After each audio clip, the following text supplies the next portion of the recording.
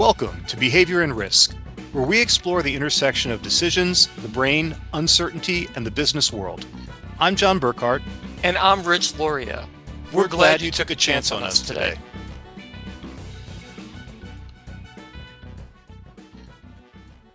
I am a Gen Xer. I was a university student and a recent graduate through the dot-com era of the early 2000s. I watched the market explode with promising digital startups. I saw existing corporations snap up digital properties with the ironclad conviction that it would turn them into unbreakable titans of industry. And I saw the shambles that followed in the wake of all of that. One particular merger from this era stands out in everyone's memory: AOL Time Warner.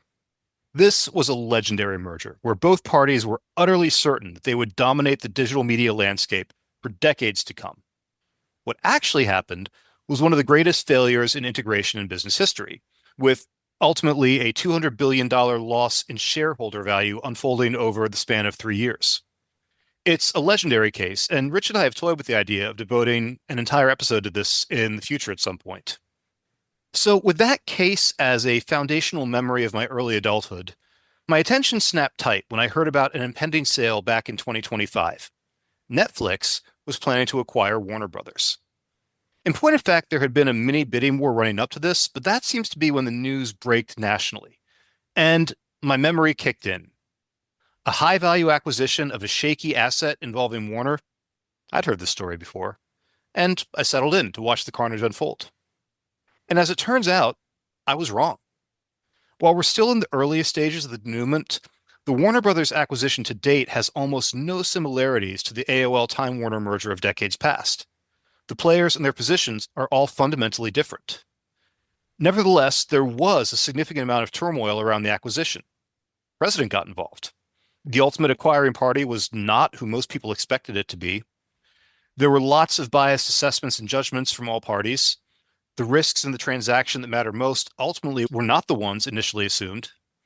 There were a lot of erroneous assumptions from bystanders such as myself due to historical associations. And there's a lot that we can learn from all of this. Rich, when I look at this case, both when we first heard about it back in mid-late 2025 and what has ultimately unfolded, I'm not even sure where to start. This is something that seemed like it was history, if not repeating itself, at least rhyming and echoing a bit. But I think ultimately the case that has played out, the story that we've seen, is markedly different and involves a lot of complexity that really nobody saw coming. What are your thoughts here? Well, John, I think you and I both fell victim to representativeness, and largely by the power of the brand of Warner Brothers, that Warner Brothers was involved. It's a big, gigantic acquisition in the media space. And I would take a little bit of disagreement. We are talking about an asset that, to some degree, does have some shakiness. Warner Brothers got themselves into some hot water earlier in the decade after the acquisition by AT&T initially, and then the spinoff by AT&T of Warner Brothers Discovery, and then the attempt by Zaslav to make that work, and that becoming an utter failure. There's no other way to put it. When WBD was initially spun off, the share price was over $40.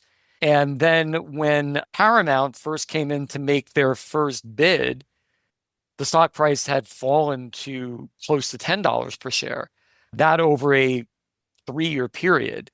So I do think there are some parallels, but I think the players this time are somewhat different and the stakes are somewhat different. I don't know if the transaction that was recently agreed to in February between Paramount and Warner Brothers, I don't see that as necessarily speculative or as transformative as AOL Time Warner was 25 years ago. However, it is still a huge deal, and it will really shake up the overall competitive profile, the media landscape, as evidenced by a lot of the ongoing antitrust concerns being expressed. I know California is doing its own investigation as far as that goes, as well as many of the Hollywood labor unions, including SAG and some of the other ones, as far as protecting jobs in the media industry with actors, unions, writers, all that sort of thing. And I think that disruption or new paradigm or emerging paradigm, I think probably is the best way to put it, of the media and digital landscape is going to create a whole lot of novel risks that are still not fully understood. And very likely it would be worth revisiting this in 18 to 24 months and saying, how did the landscape change? But that is its own thing. At this point, that would be purely speculative. So much happened just in this transaction itself. And some of it is failures in risk identification or failures in valuation or adequate judgment. Some of it is from just unexpected events of players you wouldn't necessarily expect to get involved, sticking their noses in things. I think it's useful to go back to the timeline because, as I said in my intro, I first heard about this when I heard Netflix was going to buy Warner Brothers.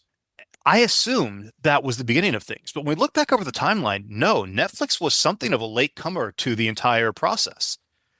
The research I have in front of me shows that it was actually in the early June where Warner Brothers Discovery announced plans to split between basically their streaming and studio service and their legacy cable channels, and curiously allocating most of their considerable debt to the legacy cable spinoffs. And then in September, Paramount came in with the intent to make bids for Warner Brothers and did this over the span of, I think, 2 to 3 sequential bids, all of which were rejected by Warner Brothers. And that was the point at which Netflix got involved. So Netflix was a late player.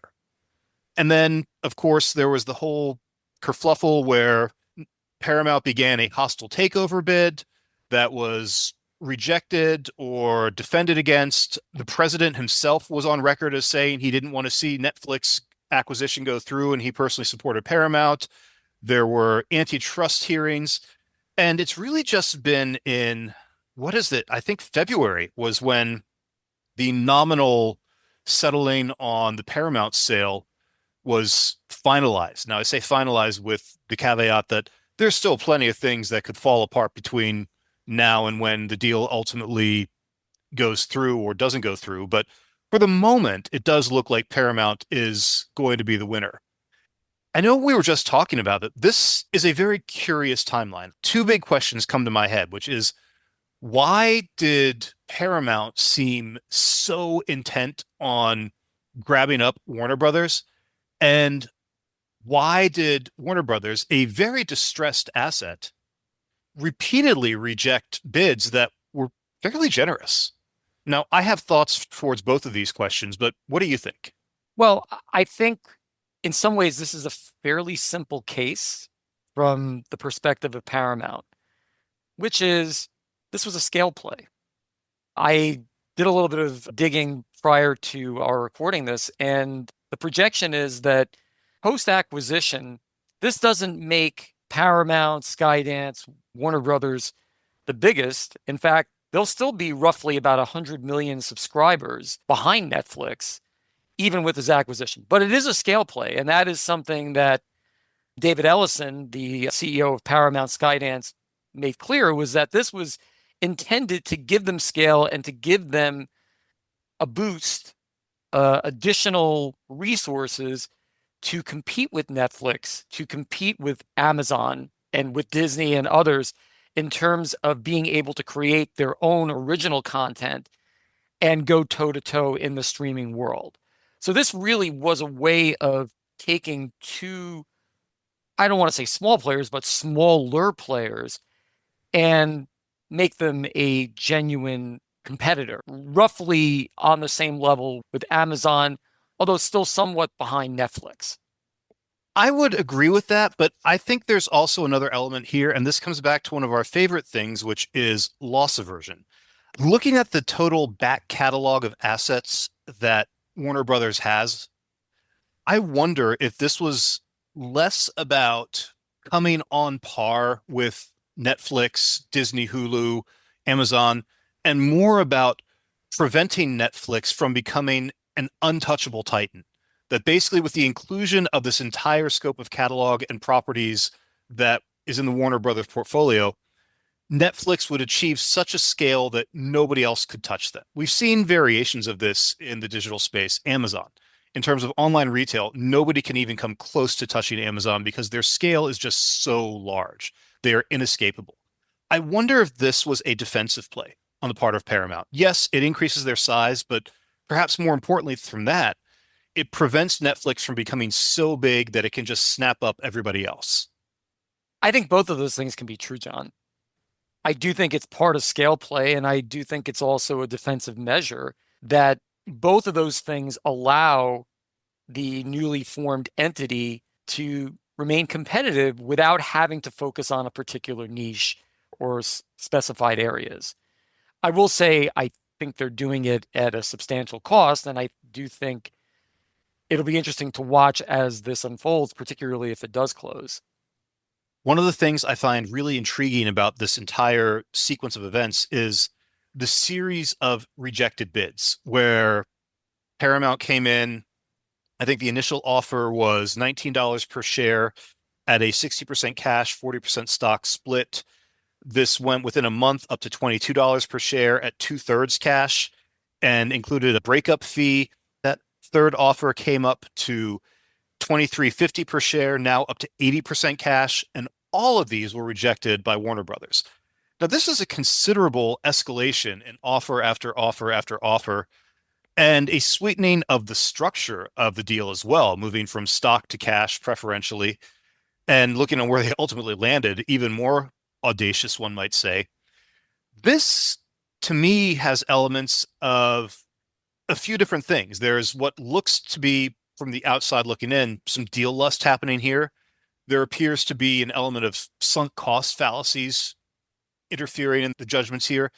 And I think potentially Paramount falling prey to the fallacy of incremental increases, where when you go from $19 to 20, almost $24, that would be a huge jump. But when you're going from $22 to $24, that's a far easier jump to cognitively adapt to and accept.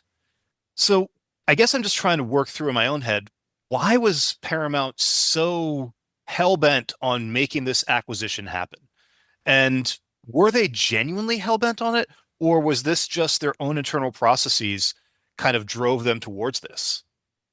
I go back to my earlier comment about where WBD was when all of this started, which was roughly around $10 per share.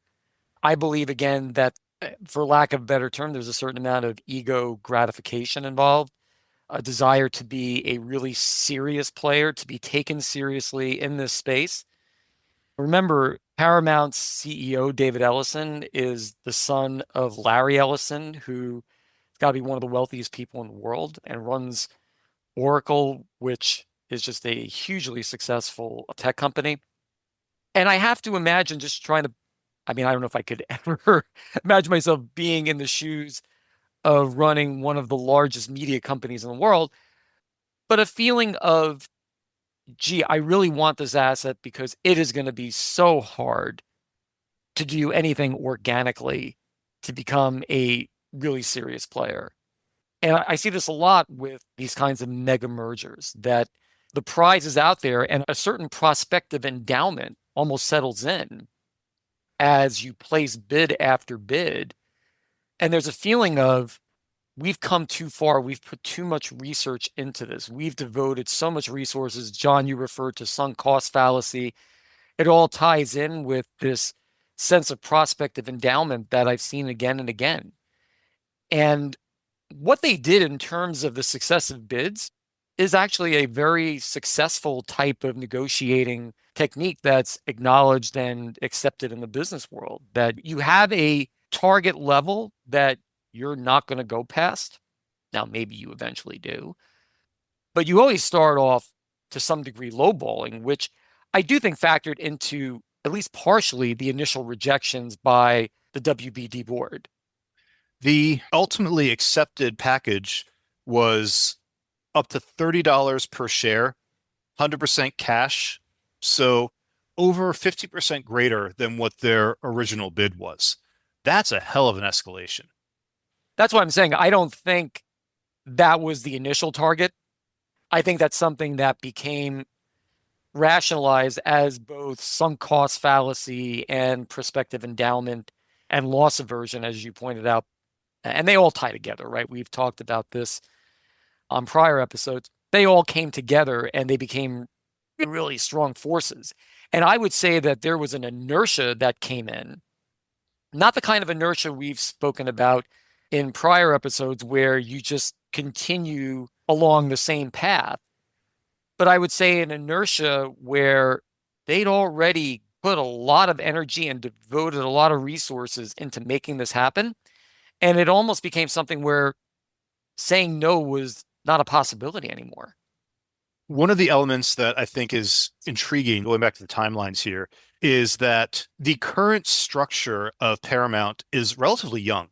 It's an integration of Paramount and Skydance, which, to my understanding, was a production studio. And that wasn't really finalized until August of 2025. So, very shortly before the bid that was placed for Warner Brothers.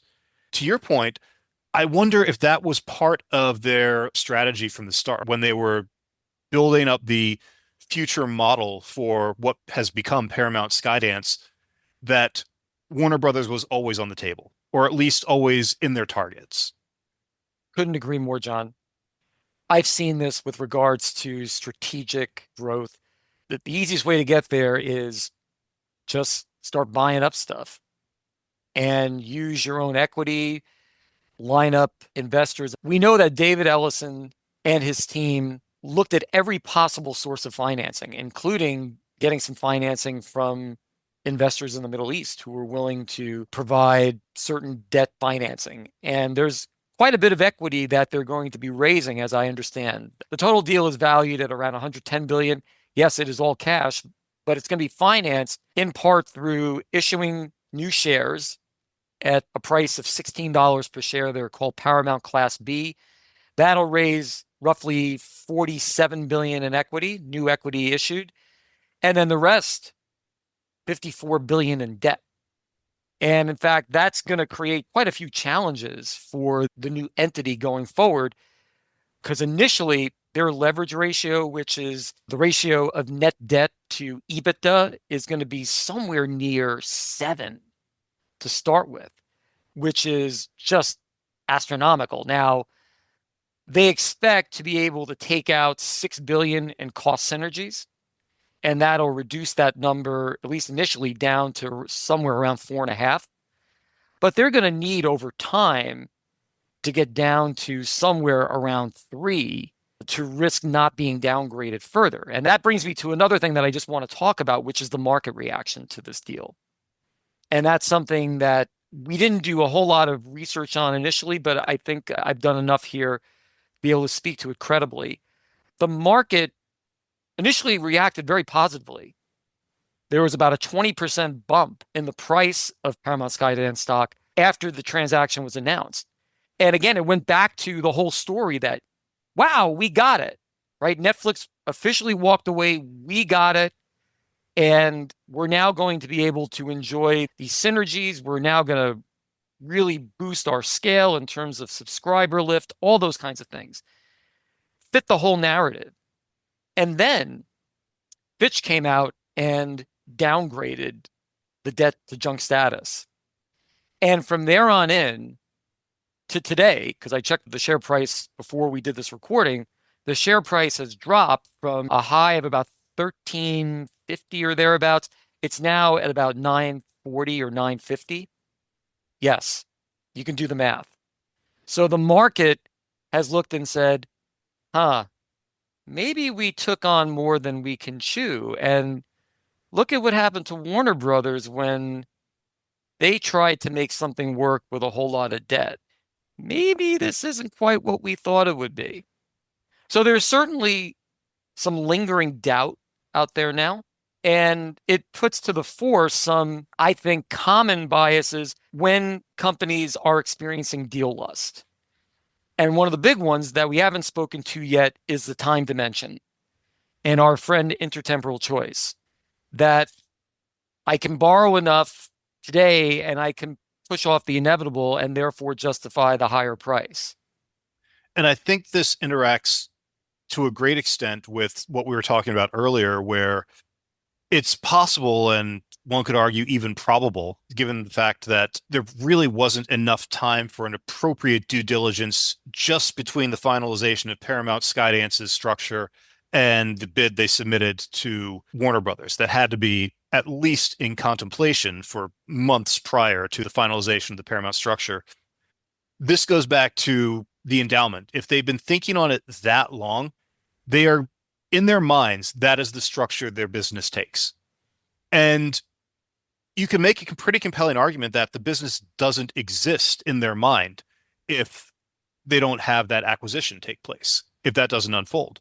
And this then means that the future truly doesn't matter. There is no future if this deal doesn't take place. Now, I'm not saying this is factually correct. I'm saying that's how it will be evaluated in the minds of board members and or the C-suite. And yeah, I think that any sort of potential future pain we have to endure is worth it because, hey, we might not be around if we don't make this happen. Yeah, I've seen this in the business world before. The argument probably was, and maybe I'm wrong, but I can imagine the argument sitting there in the boardroom, and let's pivot back to like a year ago. I can imagine the argument in the boardroom is something to the effect of either we're going to be the acquirer or we're going to be acquired. It's going to be one or the other. So there is no in between. So if we want to survive, if we want to have control and be able to build this in the vision that we see, we're going to need to be very acquisitive. We're going to need to do it quickly. And we're probably going to have to be willing to endure some financial inconveniences and make some very difficult decisions, which are going to take place, especially once the deal closes, but in my experience, start to happen even before the closing date. So I want to turn our attention now to Warner Brothers itself. We've been very focused on Paramount and their approach, but Warner Brothers themselves has made some interesting decisions along the way. And I don't know if we can attribute what their thinking might have been unless we parse through what they did and what the end goal or objective might have been. What I found really interesting was that Warner Brothers was a very distressed asset. Their share price had been plummeting. They had a fair amount of debt. A lot of their legacy properties don't carry a whole lot of weight anymore. Why was it that when Paramount comes in, backed by the Ellisons and with large cash offers on the table, they just said nope? And then when Paramount comes back again, they say nope. And then when Paramount comes back again, they say nope. And what I find interesting is, based on the research we have in front of us, the Warner Brothers board decisions were unanimous. It wasn't as though it was a split decision. It was everybody on the Warner Brothers board seemed to really want to not be acquired by Paramount. What do you think happened there? I have suspicions, but I'm curious what your thoughts are. One of the things that was clear from the outset is that WBD management and the board were convinced that breaking up the company would unlock value that was currently not being realized, and that any bid to acquire the whole would fail to do that. And that was where Paramount was going from day one. They wanted the whole thing free and clear. And that was something that the WBD management did not want. We've talked about bundling in the past. This is reverse bundling. The idea being that if I split up things, I can get more for it when I split them up and then I have them valued. That sum is going to be more than putting them together, which is, again, sort of the anti-view of many acquisitions where you have scale plays and you have synergies.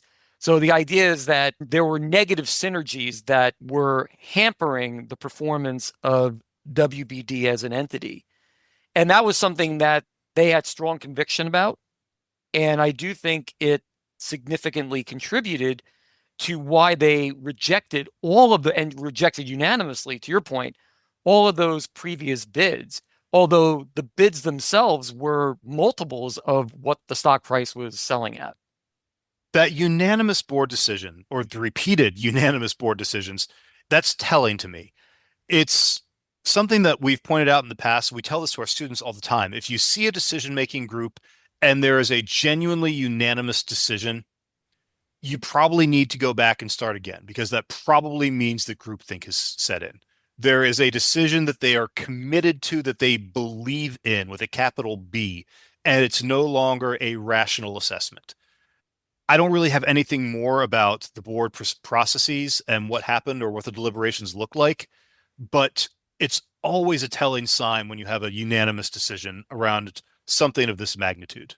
And it's telling that after a number of these rejections that they made, all unanimous, all done pretty quickly, that they finally decided, you know what? Let's put this out to bid.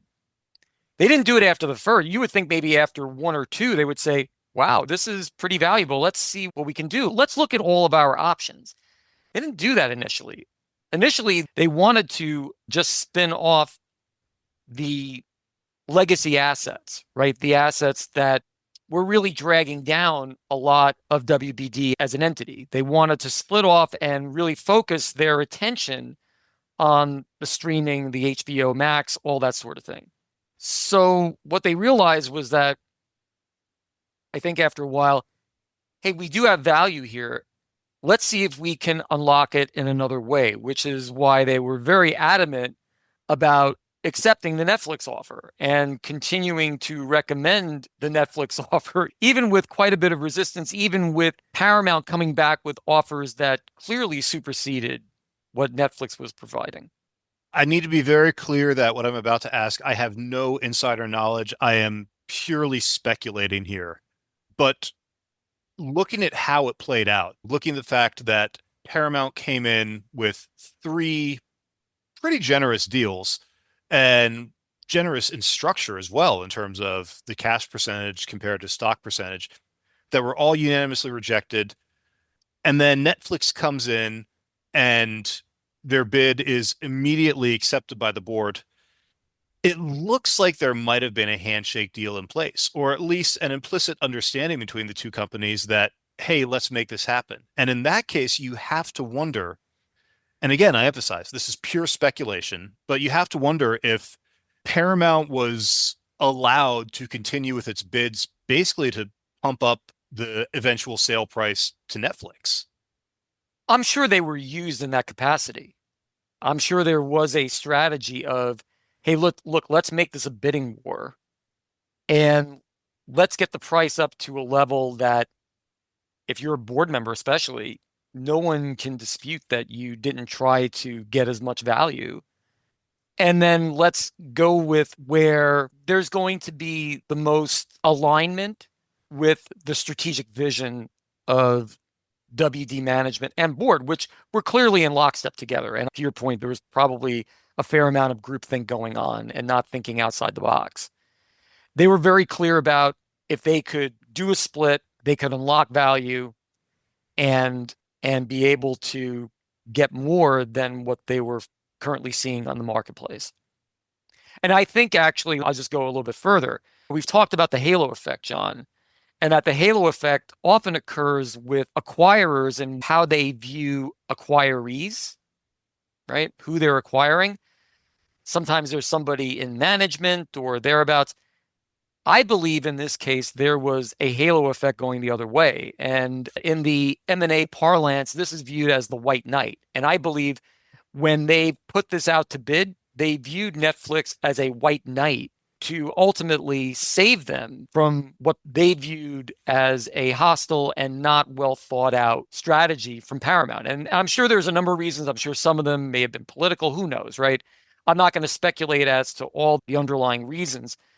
All I can say is that strategically, what Paramount was offering did not align with WBD management and the board, whereas Netflix was perfectly willing to come in. Hey, we're going to give you a really good bid. And all we want are your streaming in studios. The other stuff like CNN, TNT, sports, all your Discovery channels, we don't want any of that. All these legacy cable kinds of things, we got no interest. And that's exactly along the lines of how, as I understand it, the management of WBD were thinking. Another dimension that I think is really interesting in how this whole transaction unfolded is the fact that the federal government got directly involved at a certain point. I do not claim any insider knowledge here either. Claims were made that the Netflix acquisition would create monopolies or create antitrust violations that would not be present if the Paramount bid were accepted. I can't particularly speak to the merits of that argument, but I think it is important to point out that the federal government basically put a kibosh on the whole Netflix acquisition. And I'm not sure what the exact legal tool they used was, but forced a reconsideration of bids and essentially enabled the Paramount hostile bid to be pushed through. It's interesting because antitrust is always a part of any acquisition, frankly, but especially an acquisition of this size. And I can't say that it's completely without merit. Now, to the degree that it was a factor in and of itself in terms of the merits of the argument, I can only speculate. I can only say that one of the things that is a public statement was that CNN should be sold. It should be spun off in some way, shape, or form. And I do think there were probably some political considerations given the leanings and the commentary of much of its programming over the last several decades. So I would have to speculate that there's at least some aspect of a political calculation and in terms of content and reshaping content, much like what's been going on within Paramount, within the CBS network, and the hiring of Barry Weiss and all that sort of maneuvering that's been going on. So I do think that's certainly part of the calculus that went into this. So you think that was specifically part of the calculus of either Warner Brothers or Netflix or Paramount, that the government antitrust actions would have some impact on the ultimate outcome of this particular acquisition? Yeah, I think it was going to drag it out for years, if not outright reject it. So, shifting gears completely here, there is another domain of this that I really want to examine because I think it's very illuminating and it's an important lesson, but it's a very different shape of lesson than anything else we would draw from this particular case. And that is that automatic assumption of parallels with the AOL Time Warner merger. I know that you and I both had very similar thoughts because I remember finding out about this and texting you the news article because the very first thing I thought was, oh my God, Warner Brothers is involved in another tech acquisition. What a stupid idea. And I have to wonder to what extent that association contaminated the judgments of all parties involved, whether it be those on Netflix or Paramount or even Warner Brothers themselves, or to your point around the revaluation or reclassification of the debt as junk, or just commentators sitting from the sidelines and offering thoughts and predictions. I know that I fell prey to that. I know that coming into this, I thought, oh man, they're making all the same mistakes again. And it wasn't until our research team did a fairly detailed dive on this that I looked at this and said, you know, the parallels here are very superficial at best. There's a distressed asset and tech and media, but distressed asset, tech, and media transactions happen all the time. That's not unique to the AOL Time Warner merger. How much did that really affect everyone's judgment around this? And did that make it more spectacle than it would have been had it just been two lesser known, or not even lesser known, but had it been, for example, I'm making these up, had it been NBC Peacock and Disney Plus Hulu? I'm sure it had an impact, John. I think we're all human, and any of us who've been around the block enough, we're going to fall prey to things like representativeness and availability and things that we can draw parallels and what we believe to be salient analogies in the moment. I don't think there's any doubt about that. I do believe in reading Fitch's press release about the downgrade, and I'll just address that specifically. I think there are valid concerns. I think there are genuine reasons to believe that there's going to be challenges and bumps in the road to get this integration to work and to achieve the 6 billion in synergies that need to be achieved, especially in light of the resistance of the labor unions and in terms of the other political headwinds that this is going to face. as far as being able to extract those synergies. I found it very interesting that Paramount, and I'll give them credit for this, I want to be very clear, they did not postulate any specific revenue synergies, at least not initially, even though one of the reasons they did this was to increase their scale, which it clearly does. And especially in the streaming world, it does increase their scale, makes them roughly number 3 or thereabouts. They're not postulating, at least not publicly, any revenue synergies. So when I look at what Fitch said, it does give credence to believe that, at least with them as a stakeholder, they've looked at the numbers and they're being quite consistent with how they've dealt with these kinds of transactions in the past in terms of the downgrade. And I think that's a very fair assessment of things. I guess I'm thinking more about the subsequent market response to the downgrade. The fact that it was a very considerable drop in share value over a fairly short span of time. If AOL Time Warner had never happened, would the share price have dropped that much in response to the Fitch downgrade? I guess that's the big question that I'm asking. Of course, it's unprovable either way, but I suspect that there is a huge amount of historical contamination in people looking at the share price. I agree with that, John. I also think, despite the imperfect track record of credit rating agencies, I do believe there's also a certain amount of authority bias being associated with Fitch. Because you and I both know that the day before the Fitch announcement, nothing had changed about the deal. None of the facts had changed. It's just that someone came in, was willing to put themselves out there and say, yeah, we have some concerns about their cash flow. We have some concerns about the amount of debt they're taking on. And we have some concerns about whether they can achieve the synergies they claim they can achieve. So someone with a fair amount of market share in the credit rating world, roughly about 15% of the credit rating revenue globally, decided to put themselves out there and say, yeah, we got some doubts about this. And despite all of the issues that have happened over the last few decades with regards to credit rating agencies getting it wrong, they still do get a fair amount of serious consideration when it comes to things like this. Well, one of the things you and I have said for years now is that you can do all of your risk calculations correctly and still get it wrong. Absolutely. And one of those calculations is how much weight you place in a particular authority. And the credit rating agencies, they get it right, they get it wrong. But as they'll even tell you themselves, they're opinions. So in concluding, this is a deal that is very much in the evolutionary stage. We felt compelled to record this at this time because the deal is still pretty fresh. There's a lot of behavioral dynamics extending all the way back to last summer. And I would dare say, in the case of Paramount itself, probably extended further back than that, that this is a stepping stone towards them being a leading media player going forward. And we'll see as the regulatory approvals come in or don't come in, as well as any changes that go on within the powers that be. As far as Netflix goes, Netflix withdrawal, I believe, was a calculated type of consideration. They see themselves as number one in the market, and we're not afraid to walk away. They had a line in the sand that they felt had been crossed, maybe in a number of dimensions, but certainly from a financial dimension, I think it's safe to say that it probably was crossed.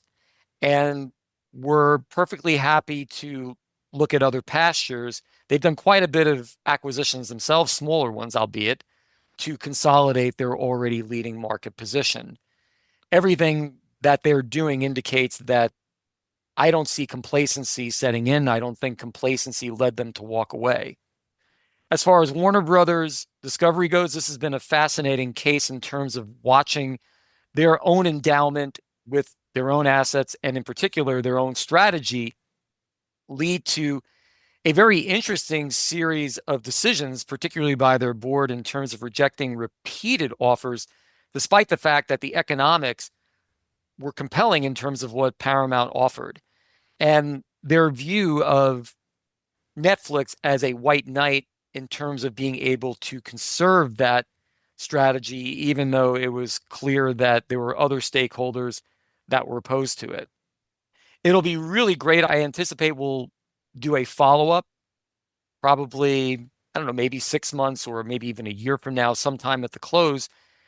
And it'll be fascinating to see if this particular acquisition follows a similar path to the Time Warner AOL deal from yesteryear, or whether it is able to achieve the strategic direction that its leader, David Ellison, envisions for the quickly growing Paramount, Skydance, now Warner Brothers group that will be forged.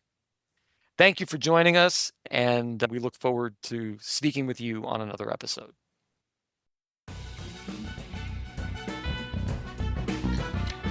Behavior and Risk is brought to you by Capita Solutions.